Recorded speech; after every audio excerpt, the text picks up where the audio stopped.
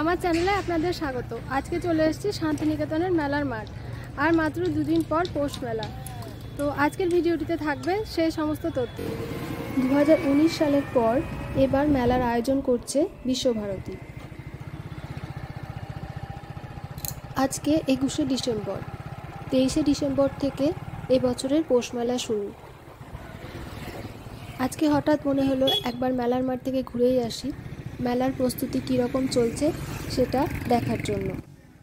আগের বছরের মতো এবারেও পৌষ মেলা হতে চলেছে পূর্বপল্লীর মাঠে। তাহলে চলুন এবারে মেলার মাঠের ভেতরে যাওয়া যাক।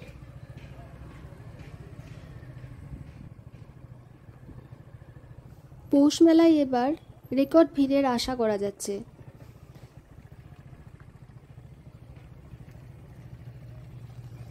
হাতে আর খুব কম সময়, তাই জোর কদমে কাজ চলছে। অনেক দোকান যেরকম পুরোটাই কমপ্লিট হয়ে গিয়েছে, আবার এমনও দেখা যাচ্ছে যে অনেক দোকানে এখনও কাজ সবেমাত্র শুরু হয়েছে। তবে খাবার দোকানগুলো প্রায় কমপ্লিট, আর এখন থেকেই কিন্তু বিক্রিও শুরু হয়ে গিয়েছে। এইবারের পৌষ মেলা 6 দিন, 23 তারিখ থেকে 28 তারিখ পর্যন্ত চলবে। তবে যারা পৌষ মেলা দেখতে আসেন তারা সাধারণত অনেক আগে থেকেই হোটেল বুকিং এবং ট্রেনের টিকিট কেটে রাখেন। এখন বর্তমান পরিস্থিতিতে মেলা থেকে অল্প দূরের হোটেলগুলি প্রান্তিক, সোনাঝুরি, শ্যামবাটি এলাকায় বুকিং প্রায় শেষ। হোটেল মালিকদের দাবি এবছর মেলার বুকিং প্রায় সম্পূর্ণ।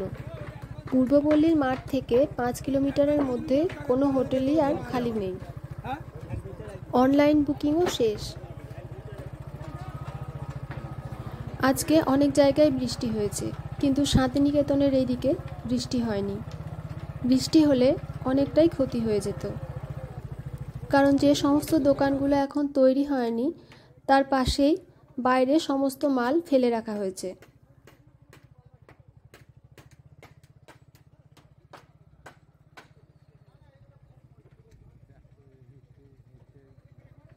এই শান্তিনিকেতনের পৌষ মেলা আকারে এতটাই বড় যে একদিনে হেঁটে সমস্ত কিছু দেখা প্রায় মুশকিল। আজকে যেহেতু এখনও মেলা শুরু হয়নি, তাই বাইকে করে আমি পুরোটা ঘুরে দেখতে পারলাম।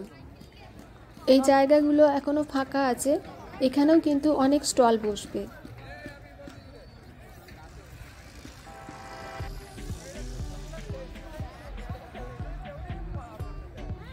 এরপর আমরা রাইডগুলো যেদিকে বসেছে সেই দিকটাতে এলাম। তো রাইডগুলো প্রায় সবই কমপ্লিট। আমরা যারা বোলপুর বা শান্তিনিকেতনে থাকি, পুজোর মরশুমের পরেই আমাদের শুরু হয়ে যায় শান্তিনিকেতনের পৌষ মেলার জন্য অপেক্ষা। আর এই সময় শান্তিনিকেতন জুড়েই উৎসবের আমেজ তৈরি হয়। এইবারে শান্তিনিকেতনের পৌষ মেলার আগে একটি নতুন চমক, সেটি হলো টোটো বুকিংয়ের জন্য এখন শান্তিনিকেতনে একটি নতুন অ্যাপ টোটোওয়ালা বলে চালু করা হয়েছে, যেটি প্লে স্টোর থেকে ডাউনলোড করা যাবে এবং এর মাধ্যমেই আপনি টোটো ভাড়া সংক্রান্ত যাবতীয় তথ্য পেয়ে যাবেন এবং এর মাধ্যমে আপনি টোটো বুকিংও করতে পারবেন। আবার এইদিকে পৌষ মেলায় আসার জন্য হাওড়া থেকে বোলপুর শান্তিনিকেতন অথবা হাওড়াগামী ট্রেনের টিকিট পাওয়া মুশকিল হয়ে উঠেছে। যারা আগে থেকে টিকিট কেটে রেখেছেন তাদের জন্য এটা সমস্যার ব্যাপার নয়, কিন্তু যারা এখনও টিকিট কাটেননি তাদের জন্য ট্রেনের টিকিট পাওয়া মুশকিল হয়ে উঠেছে। Visva-Bharati, Shantiniketan express, Tarama express, intercity express সহ প্রায় সব ট্রেনেই ওয়েটিং লিস্ট খুব লম্বা। এবার আমি আপনাদের জানাবো পৌষ উৎসবের অনুষ্ঠানসূচি সম্পর্কে। 6ই পৌষ 22শে ডিসেম্বর রবিবার বৈতালিক অনুষ্ঠিত হবে গৌর প্রাঙ্গণে রাত্রি 9টায়। 7ই পৌষ 23শে ডিসেম্বর সোমবার বৈতালিক অনুষ্ঠিত হবে ভোর 5:30টায় গৌর প্রাঙ্গণে। প্রত্যেকবারের মতো এবারেও 7ই পৌষ ছাতিমতলায় সকাল 7:30টায় উপাসনা অনুষ্ঠিত হবে। এছাড়াও এই মঞ্চে মেলা কদিন বাউল গান, সানাই, মনসা মঙ্গল, কীর্তন, আদিবাসী নৃত্য, রায় বেশে, ফকিরদের গান, ছৌ নৃত্য ইত্যাদি অনেক কিছু অনুষ্ঠিত হবে।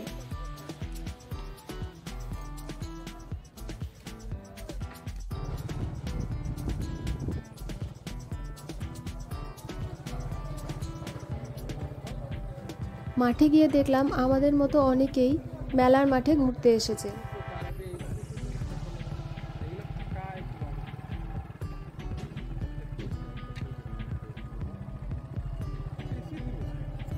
এইদিকে অনেকগুলো টয়লেট বানানো হচ্ছে যাতে মেলাতে পরিষ্কার পরিচ্ছন্নতা বজায় থাকে এবং পর্যটকদের কোনো রকম অসুবিধার মধ্যে পড়তে না হয়। চলুন সামনের দিকটা দেখে নেওয়া যাক।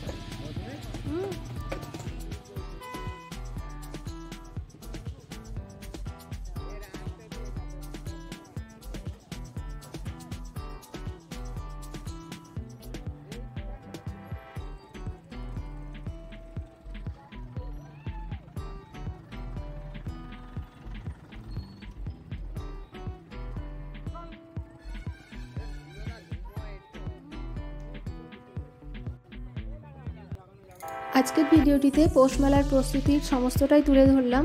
আশা করি আপনাদের ভালো লাগবে। আর আগামী দিনে পৌষ মেলার ভিডিও অবশ্যই আসবে, তাই আমার চ্যানেলে চোখ রাখুন। আর ব্লগটি ভালো লাগলে অবশ্যই চ্যানেলটি সাবস্ক্রাইব করে পাশে থাকবেন।